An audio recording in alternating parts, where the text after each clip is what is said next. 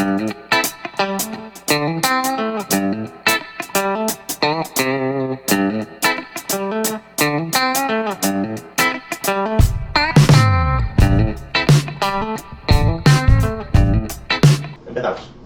Ok. Bueno, bienvenido Gabriel Rufián a Farhampton. Muchas gracias. Entrevistarte a ti evidentemente supone, digamos, moverse en unos espectros muy diferentes a cualquier otro congresista, digamos, en el Estado español, ¿no? No es lo mismo entrevistarte a ti que entrevistar a alguien de Podemos o ni mucho menos a alguien del Partido Popular o incluso a alguien del PNV. Por lo tanto, entrando un poco en la materia de tu labor como congresista, yo te quería preguntar sobre uno de tus referentes, que es Joan Tardá, que lo hemos visto antes, y sobre todo que qué aprendes o qué has aprendido de él, y sobre todo, bueno, que sigas aprendiendo. Pues yo creo que hay una frase que dije el otro día medio en broma, medio en serio, que lo resume muy bien. Al final, hacer política para alguien como yo, junto con Joan Tardá, o con Joan Tardá, es como jugar a fútbol con Messi. Lo digo yo, que soy perico, ¿no? Tienes la plena conciencia de que cada minuto con él es aprovechable y es casi histórico, ¿no? Yo creo que aquí en Madrid, en la Puerta del Sol, por ejemplo, tú paras a 5 madrileños o 5 personas en definitiva y les preguntas por 4 o 5 referentes de la izquierda, sin que haga falta que sea catalana o española, y entre muchos otros te dirán Joan Tardá. Yo creo que es un capital político enorme, no solamente para la izquierda catalana, sino para la izquierda española. Y bueno, Joan Tardá supone, pues es una de las figuras referentes en las últimas décadas en el independentismo catalán, pero no obstante podemos observar otras figuras que sin tener 24/7 un discurso marcadamente político, sí parece que hacen, bueno, labores positivas para la causa independentista. No sé, podemos pensar en Gerard Piqué o incluso en Pep Guardiola. Entonces, la pregunta sería un poco ¿hasta qué punto crees que los posicionamientos políticos públicos de estas personas pueden influir positiva o negativamente a la causa del independentismo? Yo creo que la verdad es que no yo, vamos, a no ser aquella gente que los conozca, no hay nadie que sepa exactamente si Piqué o Guardiola son inequívocamente independentistas. Guardiola sí que se ha expresado de forma mucho más clara, pero en definitiva son dos personajes públicos, ¿no?, que se dedican al mundo del fútbol, que tiene una repercusión enorme, que han dicho algo tan sencillo como Xavi Hernández, por ejemplo, también, que están a favor del derecho a decidir, de que la gente vote, porque al final el eje es muy sencillo, casi no es ideológico, sino que es de democracia sí o democracia no. Yo creo que también tenemos que ser defensores, y somos defensores de los demócratas del no. La gente que quiere ir a votar que no, primero porque es una opción tan legítima y tan lícita como el sí, como no puede ser de otra manera, y después pues porque bueno, la participación siempre será buena. A mí me parece una buena noticia para responder que gente que se dedica a mundos muy diferentes, ¿no?, o que están en mundos muy diferentes a la política, expresen de manera natural sus ideas o sus pensamientos sin ningún tipo de polémica añadida, ¿no? A mí me sorprende, por ejemplo, que Piqué sea un futbolista pitado por según qué aficiones, simplemente porque se ha expresado en ese sentido, ¿no? Me parece que es una pregunta o es un debate pues muy interesante y casi dramático, ¿no? ¿Tú parece que paulatinamente te estás convirtiendo también de alguna forma en una referencia actualmente para el independentismo catalán? Aunque algunos, pienso principalmente en Ciudadanos y supongo que también del Partido Popular, se empeñan en llamarte aquello de charnego. Entonces era un poco por preguntarte qué se siente y sobre todo, digamos, cómo reaccionas tú interiormente a que dejen al margen tu trayectoria o tus conocimientos políticos para decirte charnego. Desgraciadamente yo no lo digo con alegría, me encantaría que fuera diferente, me encantaría que hubiera una derecha absolutamente democrática, ¿no?, en el caso de PP y Ciudadanos, pero no la hay. O sea, que a mí que me llamen no solamente charnego, que es un término que yo me siento cómodo, a mí no me parece que sea un insulto, aunque entiendo que haya gente que lo es y que no le guste, le chirría, bueno, depende de la sensibilidad de cada cual. Pero no solamente charnego, ahí en el Congreso de los Diputados te dicen muchas cosas, y no solamente gente de PP y de Ciudadanos, ¿eh? Bueno, yo creo que forma parte de una forma de hacer, de un parlamentarismo, sobre todo de gente que se cree que esto es su casa y que tú estás de paso y que casi no te mereces estar aquí.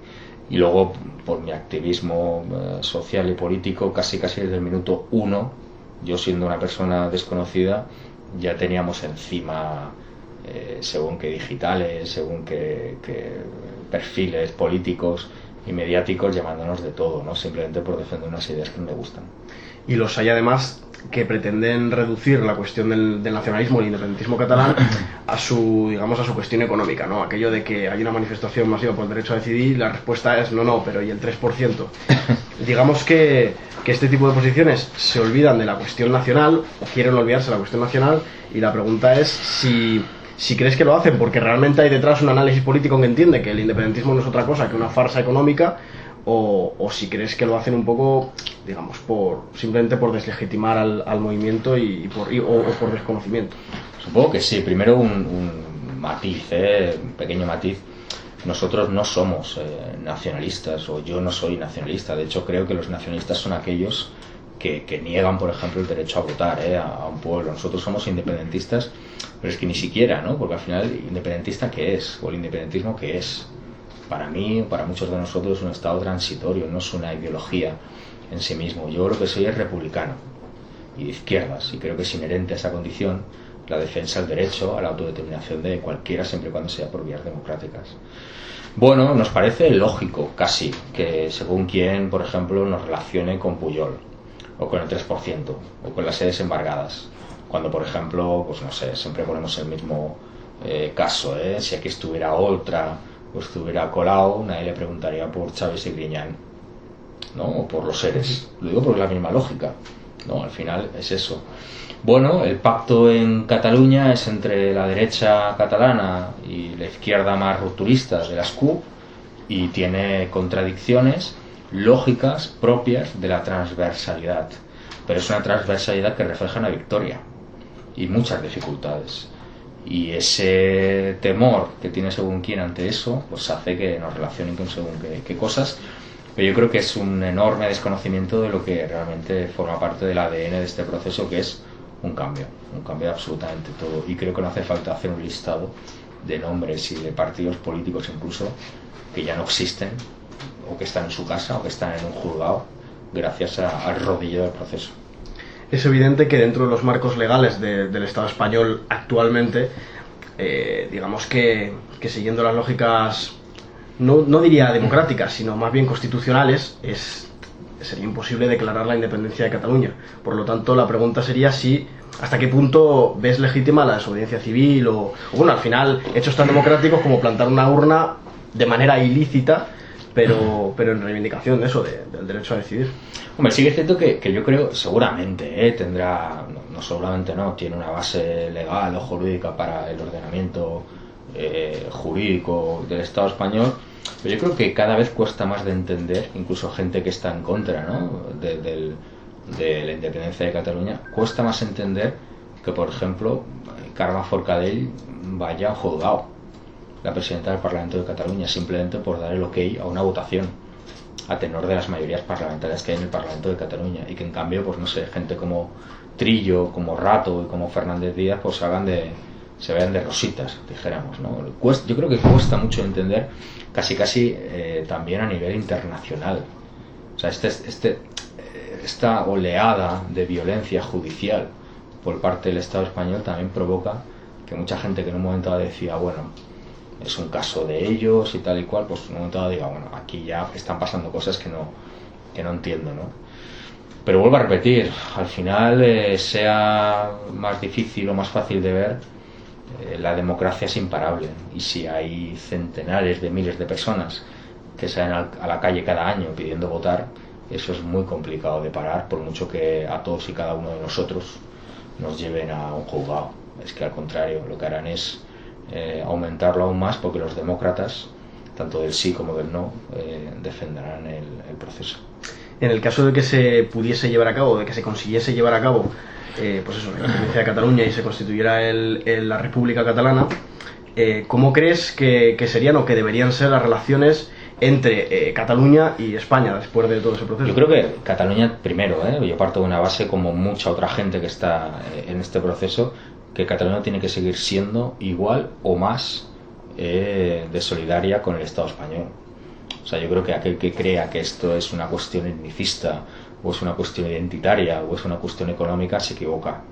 Hay muchos independentismos, también hay independentismo de ese tipo, pero no es la inmensa mayoría. Yo creo que, de hecho, la proclamación de la República Catalana, si se gana el referéndum, será una gran noticia, una enorme noticia para poder romper el candado o el régimen del 78, ¿no? Yo creo que será realmente bueno, el desenlace de toda una época, ¿no? La finalización de una época. Y ojalá algún día pues Andalucía, Castilla, Galicia, Euskal Herria esté en la situación que nosotros estamos, ¿no? Porque al final España es eso, es un país de países, no es un pueblo de pueblos, guste más o guste menos. Vuelvo a repetir, es que es imparable. ¿La República Catalana le diría sí a Europa o debería decirle sí a Europa, sí a otra Europa, no a Europa? Hombre, evidentemente, además hay como un discurso del miedo también previsible por parte de según quien, diciendo que Cataluña o 7,5 millones de personas de un día para otro serán apátridas, ¿no? En esta Europa que a muchos de nosotros hay muchas cosas que no nos gustan y no hace falta o solamente hace falta pensar en las imágenes de la frontera entre Macedonia y Grecia para saber lo que es esta Unión Europea, pero también, a ver, la condición de europeo no te la quita, o no hay ningún reglamento, ninguna ley que diga que tú por proclamar una república independiente dejes de ser europeo. Creemos que esta Unión Europea, si tiene algo bueno o malo, depende, es que es pragmática, absolutamente pragmática, y una Unión Europea que no ha dejado salir a Hungría ni a Grecia ni a otros países con enormes dificultades, creemos que no dejará salir a un motor económico como es Cataluña. Y luego hay otro factor que yo creo que es muy importante, que es que el Estado español debe el 114% de su PIB, y eso hay que pagarlo, y estamos convencidos que serán los mejores aliados de la futura República Catalana, porque eso hay que pagarlo y hay que repartírselo. Sí, no obstante hay gente que plantea en contraposición que si Cataluña se independizase, España debería vetar su entrada en la Unión Europea. Pues es que partimos de un marco mental que nosotros rechazamos. O sea, vuelvo a repetir, es que no hay nada escrito, no ha habido nadie que de una forma tajante, dijéramos con poder cierto la Unión Europea, que diga no, Cataluña irá fuera, no existe, no hay antecedentes, dijéramos. Y vuelvo a repetir, nosotros creemos que no dejarán escapar a un país como tan normal y tan potente como Cataluña. Y por abrir un tema que genera un poco de polémica, no solo en Cataluña, sino también en Valencia y en Aragón, ¿cuáles serían las fronteras de la República Catalana, las que están establecidas actualmente, o tendría que renegociarse, pues no sé, cuestiones como la de la franja, en fin, la frontera con Aragón y demás? Yo creo que hay que ser realistas, y más allá de ello, por ejemplo, estoy encantado con ese lema de visca els països catalans, a mí ya me gusta, pero hay que ser realistas, hay que entender que Valencia vota de manera muy diferente a nosotros, las Illes Balears votan de manera muy diferente a nosotros, también hay reivindicaciones históricas de la Cataluña norte, de la franja, pero hay que ser realistas, y las actuales fronteras serán las que serán, ¿no? Vamos. Si no, lo contrario sería ya un mundo o plantear casi hoy en día una utopía, ¿no? Igual que la reforma de España. El independentismo catalán lo has planteado antes, que tiene una cosa muy positiva para el propio proceso, que es su transversalidad. Digamos, pues eso, esa capacidad de que haya independentistas catalanes de derechas, o pasando hasta los independentistas de la CUP. Esto no lo observamos en otros procesos como, no sé, el independentismo gallego, o otros independentismos más minoritarios como el castellano, como el aragonés, o como, no sé, como el leonés. Y te quería preguntar, ¿hasta qué punto crees que es imprescindible esta transversalidad para ser capaz de llevar a cabo procesos soberanistas como el que está ocurriendo en Cataluña? Pues yo creo que solamente hace falta tener un mínimo de conocimiento de los últimos procesos de autodeterminación pacíficos en la historia contemporánea europea, Dinamarca, Islandia, Escandinavia, etcétera, etcétera, que no se han hecho, no se han conseguido, sino desde la transversalidad. Es que es algo de bastante simple de entender. A mí ya me gustaría tener una hegemonía, ¿no?, en base a mi ideología, que es la de izquierdas, pero entiendo que si lo que representa convergencia, por ejemplo, ¿no?, a nivel social, político, parlamentario, pues no se hace, guste más o guste menos, igual que las CUP, demócratas, las plataformas civiles, la ANC, Omnium, etcétera, etcétera, no se hace. O sea, nosotros estamos en un proceso ahora, como cualquier otro proceso de autodeterminación, que no va de ganarnos entre nosotros. O sea, son coaliciones que pueden parecer antinatura, pero son ganadoras. De hecho, por eso son tan criticadas, ¿no? Y además sorprende, en el caso de, sobre todo, la buena gente de Podemos, que son insignes profesores universitarios de ciencia política y saben perfectamente que si no se hace desde la transversalidad, no se hace. De hecho, ellos abogan en España por esa transversalidad, ¿no? Por un pacto con el PSOE, incluso algunos se plantean pactos con Ciudadanos. Bueno, la pregunta es ¿por qué en Cataluña no? ¿Por qué en Cataluña no y en España sí? ¿Por qué con Convergencia no y con el PSOE sí? Porque nosotros somos Pujol y ellos no son Chávez y Griñán, ¿no? Ese es el marco mental con el que también a veces nos enfrentamos y a mí me parece realmente absurdo. El imperio de la ley, su ley, usted le llama no ser exótico. Yo creo que quizá es ser un tanto indecente. He hecho un repaso de cosas que pasan bajo su imperio de la ley. Por ejemplo, una ley que permite que condeduques de Olivares conspiren desde despachos en denominadas Operaciones Cataluña. Y no pasa nada. Permítame que le diga que no hay ley por encima de la decencia y que la democracia es imparable. Le repito, imparable. Nos vemos en las urnas, señor Rajoy. Suele ser muy crítico, y bueno, lo acabamos de escuchar, con la defensa que hace Podemos del soberanismo, de la idea que tienen ellos del soberanismo. Se hacen, digamos, se apropian un poco de esa idea de, también que has comentado antes, de país de países, como proyecto de futuro. Entonces, te quería preguntar si crees que esta idea, que esta defensa que hace Podemos de ese país de países, llega demasiado tarde. Hombre, yo creo que es evidente. De hecho, muchos de nosotros que venimos de esa tradición de intentar cambiar el Estado español, les entendemos perfectamente, les entendemos tanto que a veces nos sorprende según qué afirmaciones que hacen, ¿no? Y no tanto, porque yo puedo llegar a entender, obviamente, que un diputado de Podemos de Vallecas diga, bueno, esperad, a ver si yo puedo llegar a ganar y cambiarlo todo, ¿no? Lo que no entiendo tanto es que un diputado de Podemos de Cataluña niegue evidencias que están pasando en Cataluña, más que nada porque eso sí que pasa. En definitiva, entiendo que alguien de fuera, en un momento dado, tenga cierta miopía respecto a lo que pasa en Cataluña, no lo entiendo tanto de gente que vive en Cataluña y que lo sabe perfectamente, ¿no?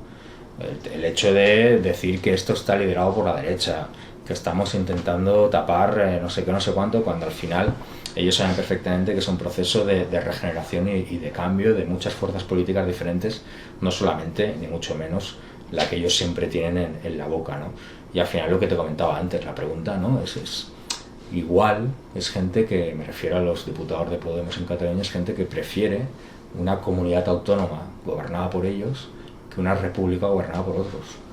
Y a mí eso me parece dramático. Más que nada porque nosotros lo único que les pedimos es reciprocidad. O sea, con nosotros siempre podrán contar. Nosotros uno de los objetivos que tenemos aquí en Madrid es estar al lado de las fuerzas políticas, iniciativas políticas y políticos en definitiva que estén por cambiar las cosas. O sea, con nosotros siempre podrán contar.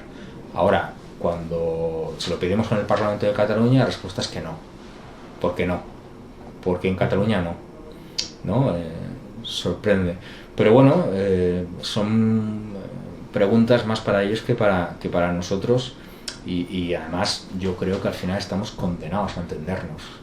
O sea, tarde o temprano es un espacio político que tendrá en un momento dado que ayudar en un proceso republicano, ¿no? Cuando ellos se declaran republicanos. Lo que yo no entiendo es que haya gente con el puño en alto todo el día que no tenga ningún tipo de posicionamiento frente a lo que está pasando en Cataluña. Y a menudo, pues eso, observamos también a figuras de Podemos plantear esa idea de que el PP ha sido durante los últimos años una fábrica de independentismo. ¿Crees que esta afirmación tiene algo de verdad o que peca un poco de una especie de paternalismo con respecto a Cataluña? A ver, mi opinión y mi experiencia personal, primero, yo creo que ese discurso de cuanto peor mejor, me parece que no forma parte del ideario de la inmensa mayoría del independentismo. O sea, yo nunca me voy a alegrar de que alguien como Rajoy o como Rivera gane elecciones en el Estado español, porque las ganan. guste más o guste menos, es gente que gana elecciones en España, y en Cataluña son fuerzas relativamente a tenor de los últimos resultados, pues son últimos y penúltimos, respectivamente. O sea, son dos realidades políticamente diferentes. Dicho esto, sí y no, yo creo que es un debate muy largo e interesante, pero yo creo que el cambio para mucha gente, ¿no? Por ejemplo, gente con sensibilidad progresista, fue con el apoyaré y cepillaré de Zapatero y Alfonso Guerra, ¿no? Aquello fue una traición en toda regla, y mucha gente en un momento dado vio que no había ningún tipo de posibilidad de cambio, ¿no? Más allá de la radicalidad en la cuestión anticapitalista, ¿qué diferencias podemos encontrar entre Esquerra Republicana y la CUP? Bueno, hay diferentes sensibilidades.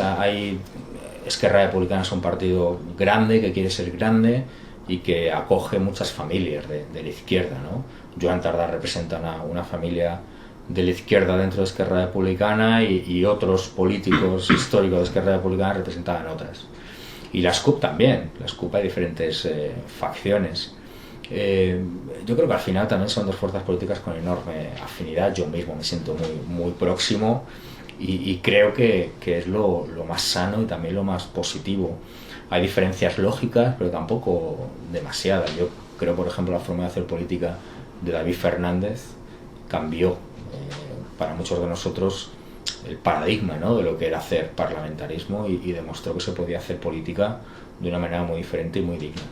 Por hablar un poco de algo concreto al respecto de este asunto, el feminismo de la CUP, con aquello de, pues por ejemplo, el utilizar el femenino como plural, o no sé, la visibilización de figuras como Ana Gabriel, creo que queda claro que su feminismo es intachable y diario.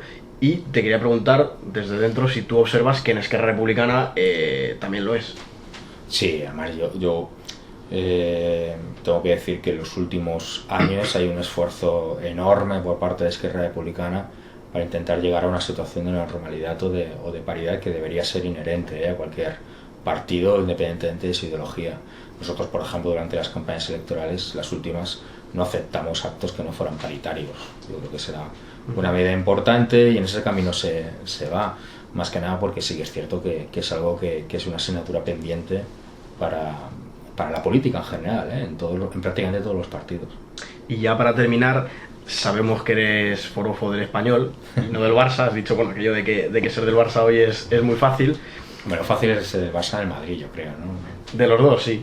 Pero bueno, yo creo que esto puede generar alguna, no digo contradicción, sino alguna sorpresa entre la gente que se entere de esto. Pues eso, porque digamos la cercanía política en muchos momentos del Barça, no digo con el independentismo, pero sí con la cuestión soberanista, choca a menudo, pues eso, con la cuestión nacional que defiende a menudo, no el Español como club, sino los aficionados del Español.